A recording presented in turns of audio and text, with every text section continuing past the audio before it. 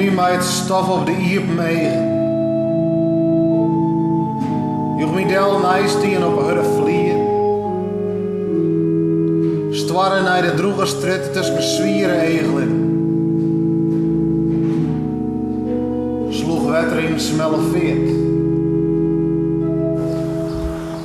Het is misschien wel even leuk als die kop even eruit ligt. Onder die pilaren is toch? Dat is nog een heel mooi stukje houtsnijwerk. Nou ja, ik ben een heel schoft organist in verschillende kerken en ik vind het echt gewoon een heel mooi instrument. Maar ik wil het wat in de oorkade plaatsen, dan hield dit de kerken. Je wil eigenlijk een beetje dat orgel dan weer wat populair maakt, hè? Ja, het is wel de bedoeling dat ik bepaalde groepen je me aanspreek. Dat hoop ik. Ja. En van met name de jongeren, want ja, je wordt er net hier met dit site gaan. Wat een gaaf instrument. Ik in kerkorgelles neem, dat gebeurt haast net meer. Ja, het klinkt geweldig.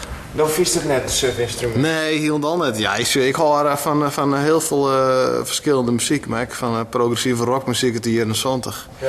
En bands als Yes en zo. En Genesis. En daar zit altijd een prutte orgel in. Dat is dan wel vaak Hammond-orgel of oors. Maar die klanken zijn er wel op gebaseerd. Als een beest wegzetten in de waarde van een stap waarin een evolutie is.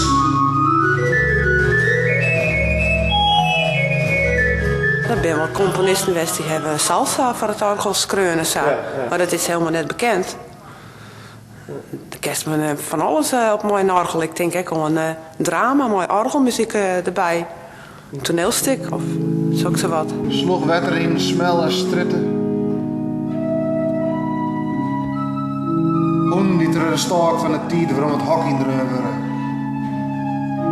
En dus misschien een vinger in een letter. Voor een piano. Als voor een gitaar. Heb nooit echt een onderwijsproject. Dat heb ik al 2 jaar ben ik er mee bezig. En dan is het benamelijk de bedoeling dat we op middelbare scholen projectmatig onderwijs gaan doen. Werd het kerkorgel ook in Bloekenkest. Je doet nou dat poëzieproject, met orgel erbij. Denk je dat er een soort jeugdbouw komt? Dat weet ik net. Dat is altijd een vraag zelf.